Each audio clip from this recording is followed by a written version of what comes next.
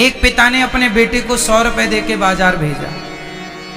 बेटा 100 रुपए लेके मैया बाजार गया तो वहां एक मंदारी बंदर को नचा रहा था। मंदारी बंदर को नचा रहा था तो वो वहां नाच देखने में लग गया। नाच पूरा हुआ तो बंदर ने कटोरा उठाया, सबसे मांगा तो इसके पास कितने रुपए थे? कितने? 100 रुपए थे। पिता ने दिया था बाजार से ताजे ताजे फल लाने के लिए। इसने 100 रुपए निकाले। वो इतना इंप्रेस हुआ ना बंदर के खेल से कि इसने 100 रुपए बंदर को दे दिया। अब बंदर तो लेके चला गया, मंदारी चला गया। अब इसे याद आई कि मैं 100 रुपए लेके आया था। किस लिए याद आया? अरे पिताजी ने तो बाजार फल के लिए भेजा था। वो दुकान में गया, फल मांगा तो दुकानदार ने कहा भाई पैसे दो। उसने कहा पैसे तो नहीं है। तो दुकानदार ने कहा फिर फल कैसे मिलेंगे, जाओ। वो वापस खाली हाथ अपने पिता के पास आया। पिता ने पूछा बेटा फल ले आए? नहीं पिताजी नहीं लाया। क्यों बेटा? बोले फलों की दुकान तक मैं पहुंचा तो लेट हो गया। चलो कोई बात नहीं, नहीं लाए तो पैसे वापस करो। पिता ने कहा पैसे दो तो बेटे ने कहा पैसे तो खर्च हो गए। कहां खर्च हो गए? बोले मंदारी बंदर को नचा रहा था, अच्छा लगा, वहां खर्च हो गए। पैसे दिए किसके लिए थे? फलों के लिए। खर्च कहां कर दिया? बंदर के नाच में। ये छोटी सी कथा जो आपने समझ ली, अब मैं इसे जीवन की कथा से जोड़ता हूं, समझिएगा। एक पिता ने अपने बेटे को कितने रुपए दिया था? दो जोर से 100 रुपए। वो पिता है परमात्मा और वो बेटा है आप सब, हम सब। 100 रुपए देके भगवान ने हमें भेजा है। 100 रुपए मतलब 100 साल की उम्र। 100 रुपए मतलब 100 साल की उम्र। किसी को 100 साल, किसी को 50 साल, किसी को 80 साल, किसी को 100 रुपए, किसी को 70 रुपए, किसी को 80 रुपए, किसी को 40 रुपए। जितनी आयु है उतने रुपए। आपको भगवान ने कहां भेजा है? बाजार। ये संसारिक बाजार है। ईश्वर ने 100 रुपए देके हमें बाजार भेजा है। किसके लिए? फल लाने के लिए। कौन से फल? अच्छे अच्छे कर्मों का फल। अच्छे अच्छे कर्म करो और अच्छे अच्छे कर्मों का फल त्वदीयं वस्तु गोविंद तुभ्यमेव समर्पयेत्। हे प्रभु, मेरे द्वारा किया गया सारा पुण्य मैं आपके श्री चरणों में समर्पित करती हूं या करता हूं, है ना? तो अच्छे अच्छे कर्मों का फल लाने के लिए भगवान ने हमें संसार में भेजा। लेकिन यहां पर हमने एक मदारी का खेल ही देख लिया। ये मदारी का खेल क्या है? पति पत्नी, गृहस्थी। ये गृहस्थी मदारी का खेल है। बोलो गृहस्थी क्या है कि नहीं? बोलो हाँ या ना। छोटे छोटे बच्चे नाचते हैं, मम्मी बोलती बेटा नाचो, बच्चा नाचता है, हंसी हंसी, माँ बड़ी खुश होती है। फिर बच्चा बोलता माँ आप नाचो तो माँ भी नाचती है। कभी वो आपको नचाए, कभी पति बोलता पत्नी को तुम नाचो आज हम तुम्हारा नाच देखेंगे। कभी पत्नी बोलती है पति से आप नाचो आज हम आपका नाच देखेंगे। तो कभी पत्नी नचाती है, कभी पति नचाता है, कभी बेटा नचाता है, कभी माँ नचाती है। कभी ये बूढ़े बूढ़े लोग नचनियों का नाच देखने जाते हैं। हाँ, नाचने का मुजरा अब तो कम गया, पहले तो खूब मुजरा देखते थे बूढ़े लोग। कुल मिला के एक नाच रहा है, दूसरा नचा रहा है। क्या सही है ये बात? गृहस्थी में पत्नियां कई बार गुस्से में कहती हैं हम सवेरे से शाम तक नाच रही हैं। तो बंदरिया बनी तो नाचोगी ही। पुरुष भी कहता हम सवेरे से शाम तक नाच रहे हैं। तो नाचोगे क्योंकि बंदर हो। तो संसार में हम लोग एक दूसरे के लिए नाच रहे हैं। बोलो हाँ या ना। तो इस नाच में कितने रुपए खर्च हो गए? उसने कितने रुपए दे दिए ईमानदारी को?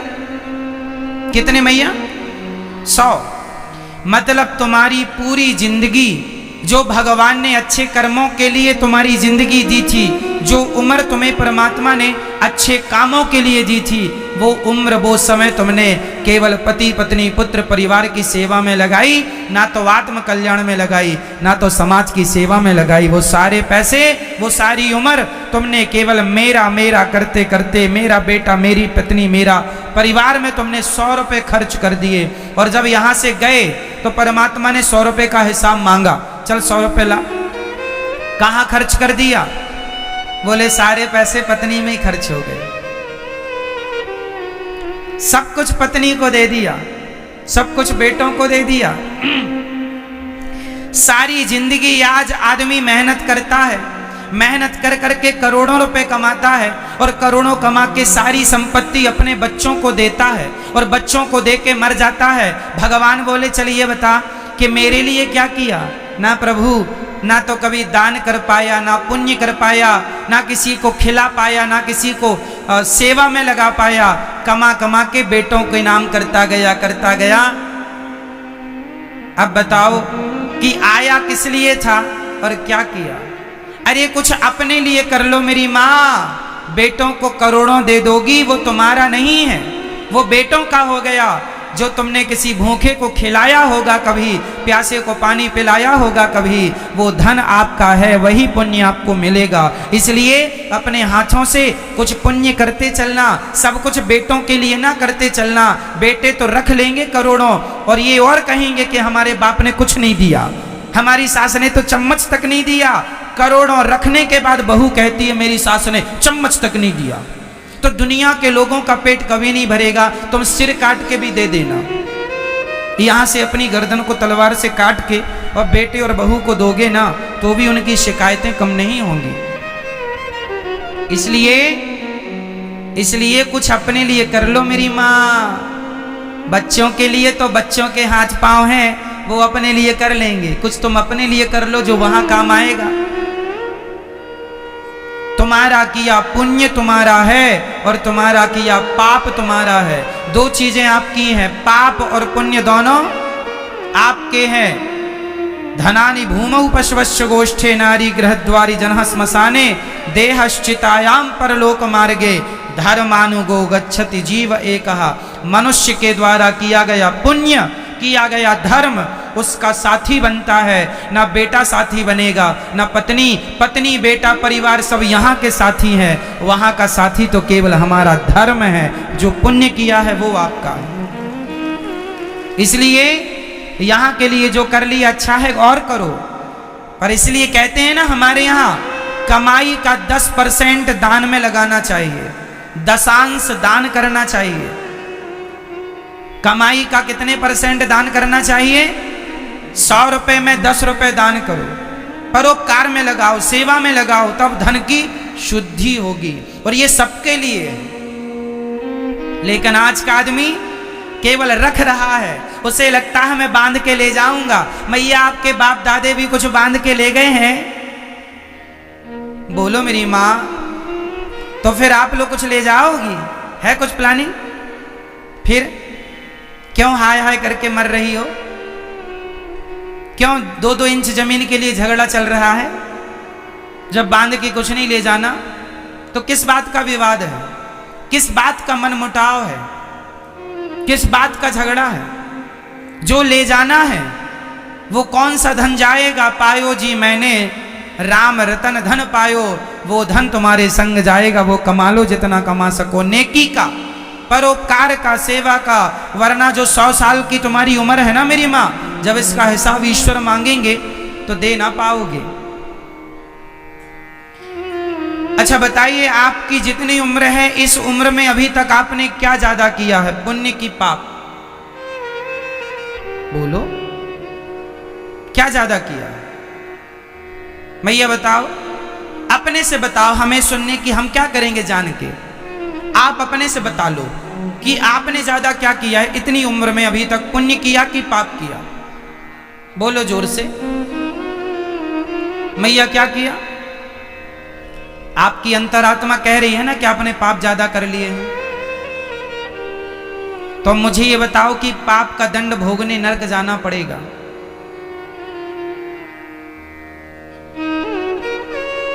अभी भी आप जान रहे हैं कि ये गलत है, फिर भी आप गलत काम कर रहे हैं, इसका जिम्मेदार कौन है?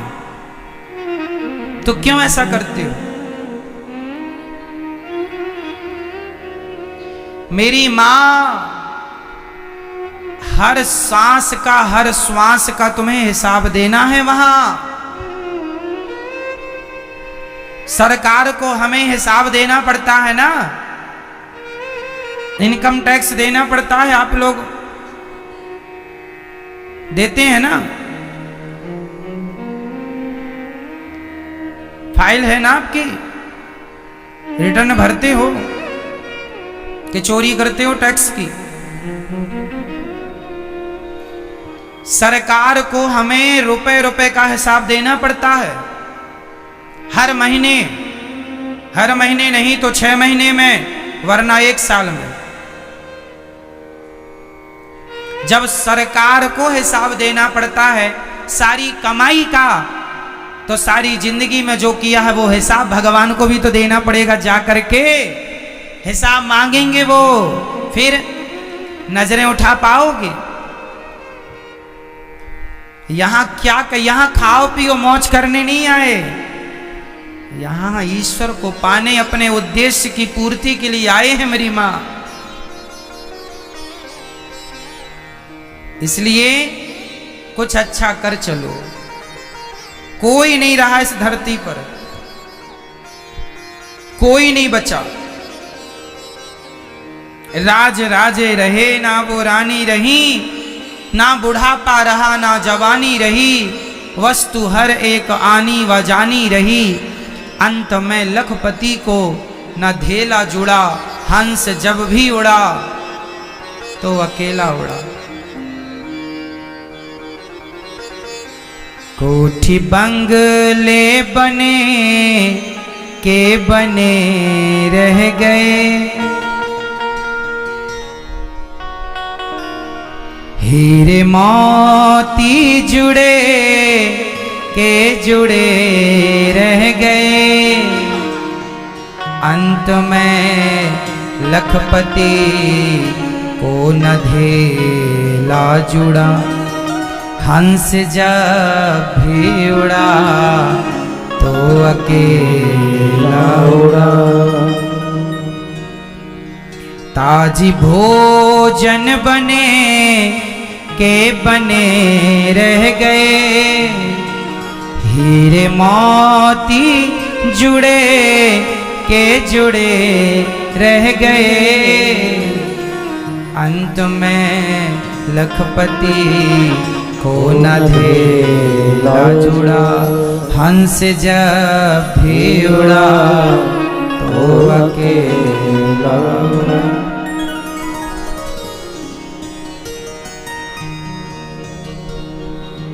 सबको मरना पड़ेगा। हिटलर का नाम कौन कौन जानता है? मैया जानती हो हिटलर को? मैया आप जानती हो? नहीं जानती? एक हिटलर नाम का व्यक्ति था, उसने लाखों लोगों को मारा था। कैसे मारता था? बड़ी भट्टी बनवा रखी थी, आग जलती थी। यदुहियों को, सबसे ज्यादा उसने यदुही धर्म के लोगों को मारा था। इस धरती का आज तक के, धरती जब से बनी है तब से लेके आज तक का सबसे क्रूर व्यक्ति हिटलर माना गया। सबसे क्रूर व्यक्ति है। आग जलती थी, छोटे छोटे बच्चों को ले जाके आग में फेंक देता था, स्त्रियों को आग में फेंक देता था, पुरुषों को आग में ले जाके फेंक देता था। और उसे तड़पता हुआ, जब वो तड़पते चिल्लाए तो ये बहुत हंसता था। ये बच्चों की चीख सुन के हंसता था, ये लोगों का दर्द सुन के हंसता था। कितने लाख लोगों को मारा है? 1 लाख तो रिकॉर्ड है, मतलब लिखित में 1 लाख है, और जो लिख नहीं पाए ना जाने और कितने मारा होगा। लाखों लोगों की हत्या इसने, निर्मम हत्या की। अब मैं कहना यह चाहता हूं कि एक है हिटलर जो बड़ा दुष्ट था, और एक है श्रवण जो अपने माता पिता की सेवा करते हैं। अब बताइए, आज 2022 चल रहा है, क्यों भैया? आज की डेट पर ना तो हिटलर है ना तो श्रवण है। समय ने सबको निगल लिया है। हिटलर भी नहीं बचा और श्रवण भी नहीं बचे, दोनों मर गए, दोनों गए, लेकिन एक मर के दुष्ट कहला रहा है और एक मरकर भी सबके दिलों में राज कर रहा है। तो मरेंगे सब, मरेगा सब, सब मरेंगे, पर कोई मरकर भी जिंदा रह जाता है और कोई जिंदा रहकर भी मरे जैसा हो जाता है। बस ये अंतर है। इसलिए खाओ पियो मौज करो की पॉलिसी नहीं अपनाइएगा कि खाओ पियो मौज करो, ये करने आए हैं ना। कबीरा जब पैदा भये जग हंसे हम रोए, अब करनी ऐसी कर चलो कि हम हंसें जग रोए। समय तो हमें भी निगल जाएगा, लेकिन जब मरेंगे तो मरने के बाद लोग याद करेंगे कि जब तक जीता रहा तब तक समाज की सेवा करता रहा। हम आग लगाने वालों में नहीं, आग बुझाने वालों में अपना नाम लिखवाएंगे। आग लगाने वालों में नहीं। मेरी मां, एक सज्जन, गरीबों की बस्ती थी, उस गरीबों की बस्ती में किसी ने आग लगा दी। तो सोचो, एक वो है जो गरीबों की बस्ती में आग लगा रहा है, और कुछ लोग हैं जो गरीबों की बस्ती में आग में पानी डालकर उस आग को बुझा रहे हैं। एक आग लगा रहे हैं, एक आग बुझा रहे हैं। समय दोनों को ही निगल जाएगा। ना आग लगाने वाला जिंदा रहेगा मेरी माँ, ना आग बुझाने वाला जिंदा रहेगा। लेकिन आपसे मेरा सवाल है कि बताओ, मरे तो दोनों, ऐसा नहीं कि हम मरे ना, मरेंगे, लेकिन आपसे मेरा सवाल है, आग लगा के मरना पसंद करोगे या आग बुझा के? बोलो मेरी मां, आग लगा के मरना पसंद करोगे या आग? बस मेरी मां, ना तो लगाने वाला रहा ना बुझाने वाला, दोनों ही नहीं होंगे। पर ईश्वर जब न्याय करेंगे तो आग लगाने वालों के साथ अलग व्यवहार होगा, आग बुझाने वालों के साथ ईश्वर का न्याय अलग होगा। यहां से वहां जाना है हिसाब देने, तो वो जब हिसाब किताब हो तो आप थोड़ा सा, आपके पास बोलने के लिए कुछ रहे कि प्रभु मैंने आग लगाई नहीं, सदा मैंने आग बुझाई। इसलिए आपका परम कर्तव्य है, परम धर्म है कि आप अपनी इंसानियत का परिचय दें और आप एक अच्छे इंसान बन के रहें।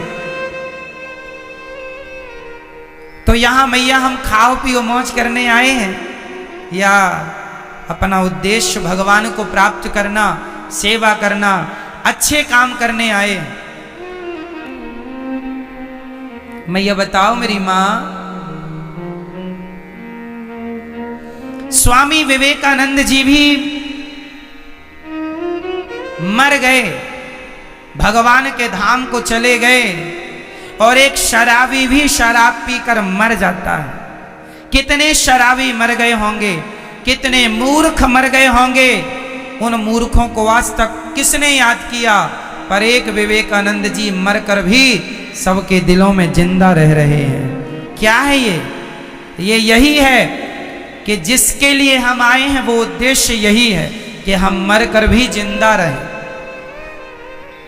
कुछ ऐसा कर जाना मेरी मां कि कबीरा जब पैदा भये जग हंसे हम रोएं। जब बच्चा पैदा होता है ना तो घर वाले हंसते हैं, अरे बेटा हुआ बेटा हुआ, लेकिन वो बच्चा रोता है, बच्चा रोता है और जगत के लोग हंसते हैं। अब कुछ ऐसा कर जाना कि तुम हंसते हंसते जाओ और दुनिया तुम्हारे लिए रोए। बड़ा भला आदमी चला गया, दुनिया की आंखों में आंसू हो कि ये आदमी चला गया जो देश के लिए जीता था, समाज के लिए जीता था, जिससे लोग सीखते हैं। जिससे प्रेरित होते हैं। सीख लो कुछ। मीराबाई भी चली गई मेरी मां, और मीराबाई के बाद ना जाने कितने करोड़ स्त्रियां मर गई होंगी, लेकिन करोड़ों स्त्रियां भले मर गई हों, पर मीरा का स्थान कौन ले पाया? बस मेरी मां, यही मेरी प्रार्थना है कि आप लोग भी ऐसे वैसे न मर जाना। भगवान से प्रेम करो, जमाना जाने ना जाने, आप स्वयं अपना कल्याण कर लो। भव सागर से पार होने के लिए आप कुछ पुण्य इकट्ठे कर लो, वो काम आएंगे आपके।